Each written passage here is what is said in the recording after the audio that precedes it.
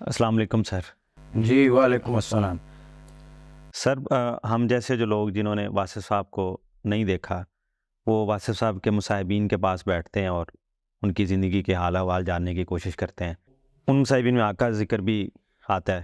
تو آپ کے اور واصف صاحب کی ملاقات کے حوالے سے مختلف لوگ جو ہیں وہ مختلف جو انداز اور بیان پیش کرتے ہیں۔ ایک بندے کا ورژن دوسرے بندے کے ورژن سے بالکل متضاد اور مختلف ہے، جس سے ابہام پیدا ہوتا ہے۔ اچھا چلو، یہ جو آپ کا سوال ہے یہ سبھی کے ساتھ یہ واقعہ پیش آتا ہے۔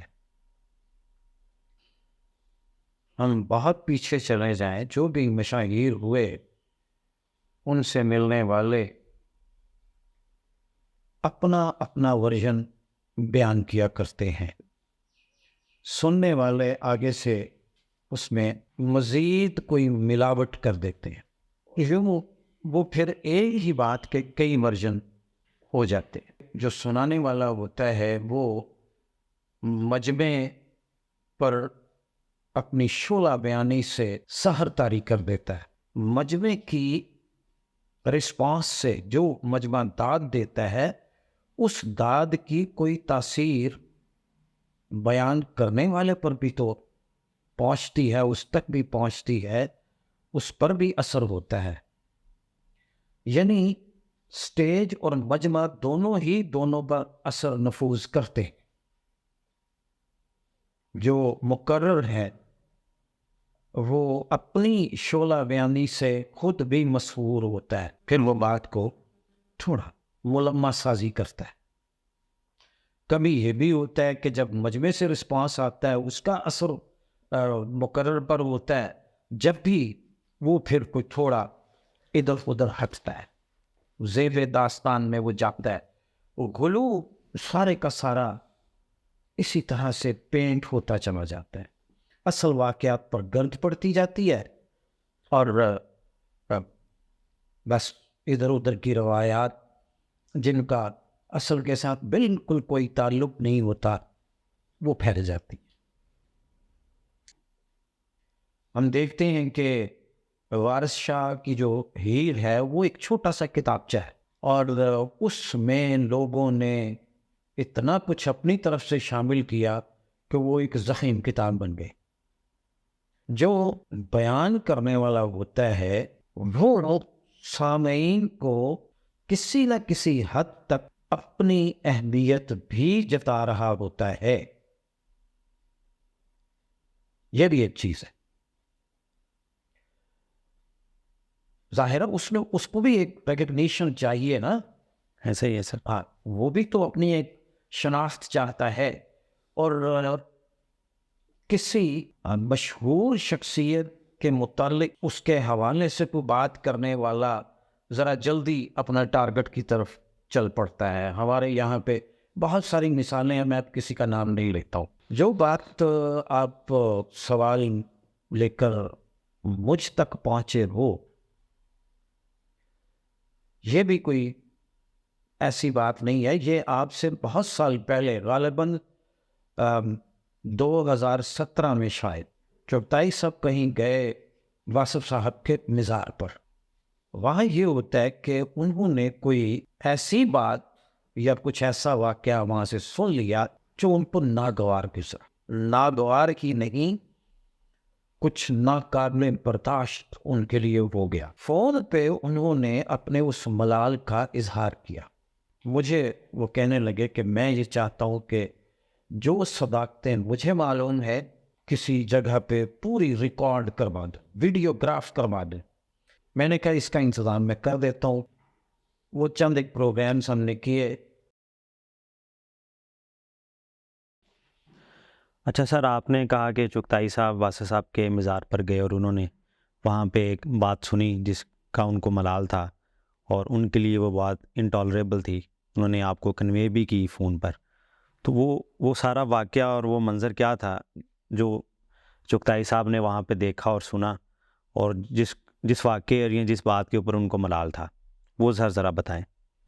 وہ اتنی سی بات تھی کہ دیکھو وہ لوگ کہہ رہے ہیں کہ واصف صاحب کے پاس بڑے بڑے سرمایہ دار لوگ آتے تھے، بڑے بڑے لینڈار لوگ آتے تھے، اختیار والے آتے تھے، لیکن کسی شخص نے کبھی واصف صاحب کی مالی امداد نہیں کی۔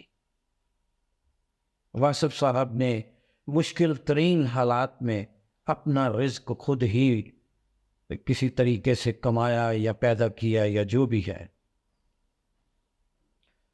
تو یہ ان کو تھا کہ دیکھو اب وہ چونکہ ظاہر ہے واصف صاحب کے صحبت نشینوں میں سے تھے اور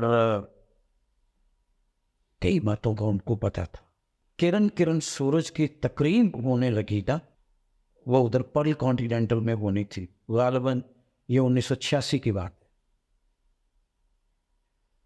تو اس تقریب میں مالی معاونت میری طرف سے تھی، میرے علاوہ بھی کسی کی طرف سے تھی، تو پلس جملہ انتظامات جو بھی ہونے ہوتے ہیں، جس حد تک جو مجھے واصف صاحب نے انسٹرکشنز دی نا وہ میں کر رہا تھا وہاں۔ لیکن یہ صرف واصف صاحب کے اور میرے مابین، اس کا کسی کو پتہ نہیں تھا۔ اس سے پہلے میں وہ کرن سورج جو تھی وہ واصف صاحب کو چھاپ کے ان کے گھر پہنچا چکا تھا۔ تو یہ تقریب کے دنوں میں اکرام چغتائی صاحب سامنے بیٹھے ہوئے ہیں، تو وہ اہتمام ہو رہا ہے، بڑی خوشی کا اظہار ہو رہا ہے، اکرام چغتائی صاحب بڑے خوش ہیں، میں ہوں، اکرام چغتائی صاحب اور واصف صاحب دفتر والے کمرے میں ہم لوگ بیٹھے ہوئے۔ تو اچانک سے واصف صاحب کہتے ہیں یہ اعجاز کر رہا ہے سب کچھ۔ میں نے احتجاجاً واصف صاحب سے کہا واصف صاحب نہ کریں، کہ ظاہر ہے میں نمائش کے لیے تو نہیں کر رہا تھا، وہ تو ایک محبت کا تعلق تھا اور ایک اور وجہ بھی تھی۔ واصف صاحب کہتے ہیں نہیں، چغتائی صاحب اپنے آدمی ہیں، ان کو بتانے میں کوئی حرج نہیں۔ میں چپ ہو گیا۔ کچھ ان کا انداز بھی اتنا کریمانہ ہوتا تھا کہ سوال کی گنجائش نہیں رہ جاتی تھی، احتجاج کی گنجائش نہیں رہتی تھی۔ تو یہ ایسی چیزوں کے وہ ظاہر ہے چغتائی صاحب واقف تھے۔ اس وجہ سے چغتائی صاحب کو بڑا ملال ہوا کہ یار اس وقت جن لوگوں کا جو کنٹریبیوشن ہے، یہ کون لوگ ہیں جو کنٹریبیوٹ کرنے والوں کو بدنام کرتے ہیں، کہ اصولی طور پر تو ان کی نیک نامی ہونی چاہیے، ان کا نام شرفاء میں ان کی خدمات کے اعتراف کے ساتھ آنا چاہیے۔ یہاں پر تو کہانیاں ہی دوسری طرح کی شروع ہو گئی ہیں، لوگ اپنے اور طرح کے مفروضے بیان کرنے لگ گئے ہیں۔ یہ تو عجب تماشا ہے۔ تو یہی ان کا وہ ملال تھا جس وجہ سے انہوں نے کہا کہ میں ریکارڈنگ کروانی چاہتا ہوں۔ تو سر اسی بات کو اگر آگے بڑھائیں تو ایک جگہ سے میں نے یہ بات سنی کہ جب اعجاز صاحب واصف صاحب کے پاس آئے تو وہ بڑی کمزور مالی حالت میں آئے تھے۔ اب یہ ایک راوی کا بیان ہے اور جو آپ نے چغتائی صاحب کی بات بتائی وہ اس سے بالکل ہٹ کے ہے۔ چغتائی صاحب کے ہاں جو بیان ملتا ہے اس میں 12 ڈفرینٹ سیٹنگز اور ارینجمنٹس میں آپ واصف صاحب کے ساتھ مالی معاونت کرتے رہے ہیں۔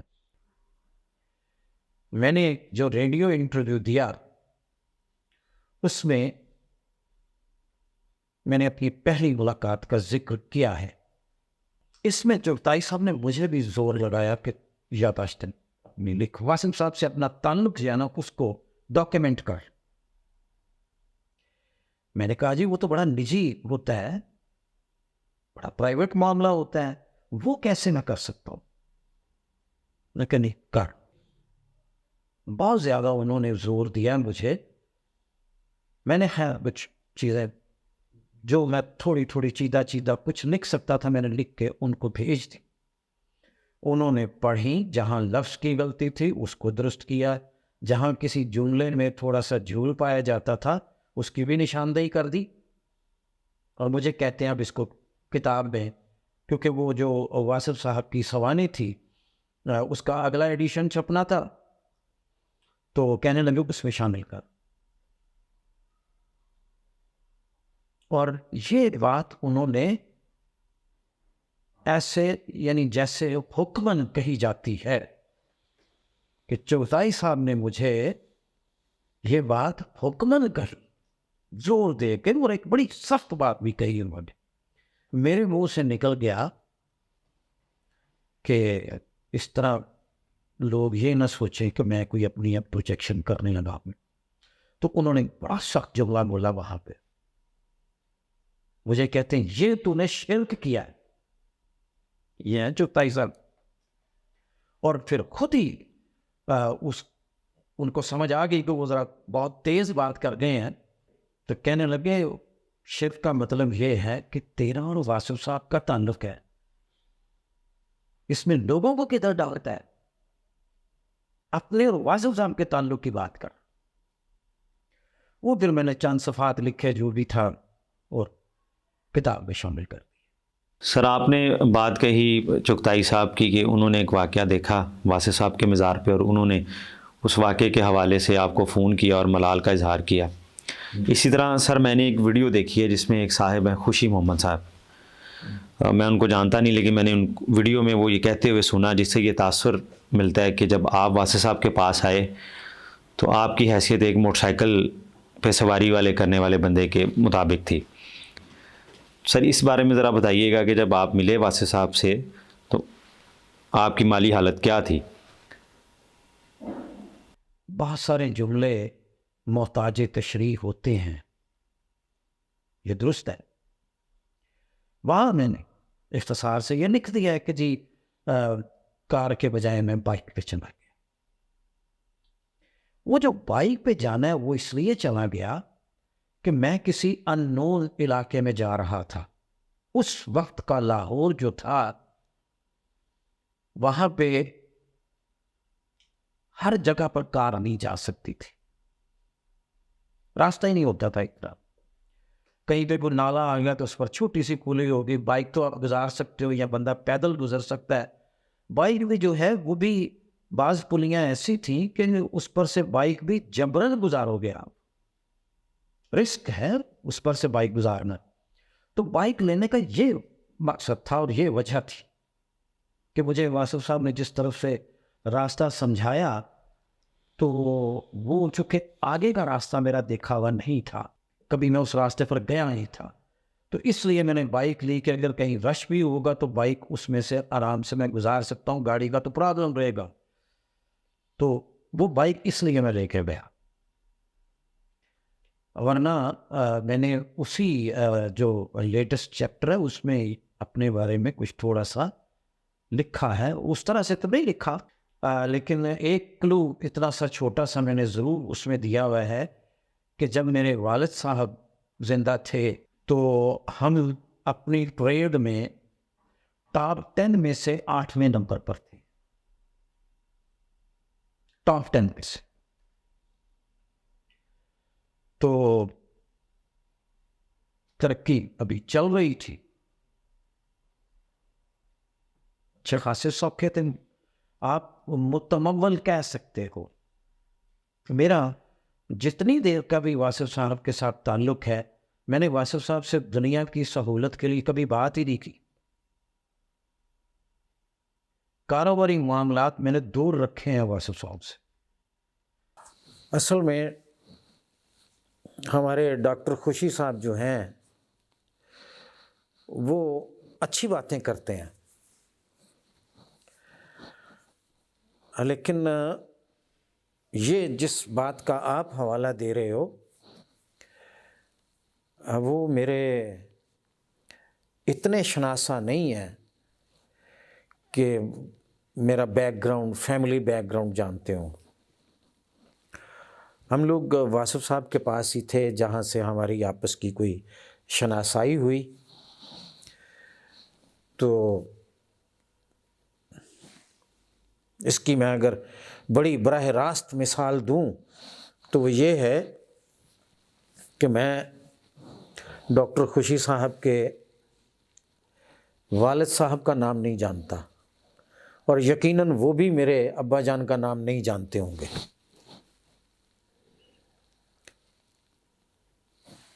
اور دوسری بات یہ ہے کہ مجھے نہیں معلوم کہ خوشی صاحب کتنے بہن بھائی ہیں. اور یہ بات میں بالیقین کہتا ہوں کہ ڈاکٹر خوشی محمد صاحب بھی میرے بہن بھائیوں کی گنتی نہیں جانتے۔ ہمارے درمیان کبھی ایسی بات نہیں ہوئی، کبھی کچھ ایسے فیملی فنکشنز میں ہم لوگ اکٹھے نہیں ہوتے رہے، یا بلکہ اس کی جو وجہ ہے نا، وہ وجہ کچھ اور ہے کہ جو واصف صاحب کا زمانہ تھا، اس زمانے میں ہم لوگ، یا کم سے کم میری حالت تو یہی تھی کہ میں واصف صاحب کی طرف متوجہ رہتا تھا، اس سے ادھر ادھر کچھ نہیں میں دیکھتا تھا۔ میری ساری کی ساری توجہ واصف صاحب پر ہوتی تھی۔ واصف صاحب کے پاس جو لوگ آتے تھے، مجھے ان کے بارے میں اگر کوئی زیادہ سوالات پوچھو تو میں نہیں جانتا۔ میجارٹی ایسے لوگوں کی تھی جن کو میں چہروں سے پہچانتا تھا، ناموں سے نہیں۔ یعنی کبھی یہ تکلف بھی نہیں کیا کہ کسی بندے کا نام پوچھ لیا جائے یا نام یاد رکھ لیا جائے۔ اس حد تک ہمارا رہا ہے، سبھی کا ایسے ہی ہے۔ تو ظاہر ہے میری ایک الگ دنیا تھی، ڈاکٹر صاحب کی ایک الگ دنیا تھی۔ الگ الگ علاقوں سے ہم لوگ آئے، وہاں آ کے واصف صاحب کے پاس اکٹھے ہو گئے۔ آگے ان کا یہ حسن ظن ہے کہ بھئی وہ ایسی بات کرتے ہیں کہ بھئی میں جب واصف صاحب کے پاس آیا ہوں تو کوئی مالی عدم استحکام کا شکار تھا، یا مطلب اس زمانے میں جو کچھ میرے پاس کچھ تھا واصف صاحب کے پاس آ کر بڑھ گیا۔ آپ کو یہ آپ نے بائک کی بات کی اور بعد والے واقعات جو آپ کہہ رہے ہو، وہ برکت ضرور ہے، وہ اس کو تو میں مانتا ہوں، لیکن پہلی بار لاہور سے کومری تک میں کار چلا کے گیا، وہ سن 1978 ہے، 1978، اور یہ فیملی کار تھی۔ وہ کار زیادہ تر میں ڈرائیو کرتا تھا، یعنی میں نے اپنے ابا جان کی ڈرائیونگ بھی کی ہوئی ہے، ان کے ساتھ بھی ڈرائیور والا رول میں نے ادا کیا ہوا ہے، اور جب واصف صاحب کے ساتھ تھوڑی فرینکنیس ہوئی تو پھر میں ان کے بھی ساتھ ڈرائیور کے طور پر رہا۔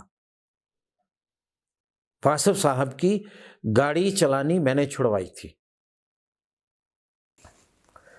وہ ایک رات ہم لوگ یہاں سے نکلے، فیروز پور روڈ پر پہنچے تو واصف صاحب نے نا وہ درمیان کا پارٹیشن دیکھا، وہ نیا نیا بنا تھا اس زمانے میں۔ پارٹیشن دیکھ کر کہنے لگے کہ یہ مجھے سہولت ہو گئی، میں اپنے ہی خیال میں ہوتا ہوں۔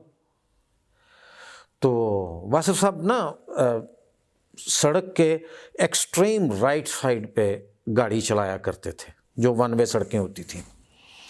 تو اس بارے میں انہوں نے اس حوالے سے کہا کہ میں اپنے ہی خیال میں ہوتا ہوں، یہ اچھا ہو گیا کہ یہ پارٹیشن بیچ میں بن گیا۔ وہ بات میں نے اپنے خیال میں رکھ لی کہ بھئی اب واصف صاحب کو یہ زحمت نہیں دینی کہ وہ خود گاڑی چلائیں۔ وہ پھر میں بھی اویلیبل رہتا تھا، بہت زیادہ اویلیبل رہنے لگ گیا، شہر سے باہر بھی لے کے جانا، شہر کے اندر بھی پھرنا، لیکن پھر بھی واصف صاحب خود بھی گاڑی چلاتے رہے۔ ظاہر ہے سارے کام تو وہ نہ مجھے بتاتے تھے تو نہ مجھ سے کرواتے تھے، کوئی محدود سا میرا جو رول تھا وہ ظاہر ہے میں ادا کرتا رہتا تھا۔ تو اس طرح ان کی وہ گاڑی چلانی چھڑوائی، تو اس طرح میں ان کا وہ ڈرائیور بھی بنا۔ وہ میں نے بھی وہ دیکھی ہے ویڈیو، بلکہ ڈاکٹر صاحب نے مجھے خود بھیجی تھی وہ۔ تو ٹھیک ہے، کوئی بندہ کسی واقعے کو کسی بھی شکل میں بیان کر دیتا ہے، وہ اس کا اپنا ایک ورژن ہوتا ہے۔ تو بہرحال وہ کوئی اس سے فرق بھی نہیں پڑتا، کوئی مجھے اگر کوئی امیر سمجھ لے یا غریب سمجھ لے، اس کا مجھے کیا فائدہ ہو رہا ہے، وہ ایک ہی بات ہے۔ ہاں ریکارڈ کی بات ہے تو وہ ضرور درست ہونا چاہیے، تو بہرحال ڈاکٹر صاحب بھی اگر کبھی یہ ریکارڈڈ پروگرام دیکھیں تو وہ بھی اپنے ریکارڈ میں درست کر لیں کہ میری لائسنس بننے کی عمر سے پہلے ہمارے گھر میں کار موجود تھی. بس میرا خیال ہے ٹھیک ہے، اتنی بات ہی. تو ڈاکٹر صاحب بھی خوش رہیں. اچھا ہے، وہ ایسی باتیں کرتے رہتے ہیں.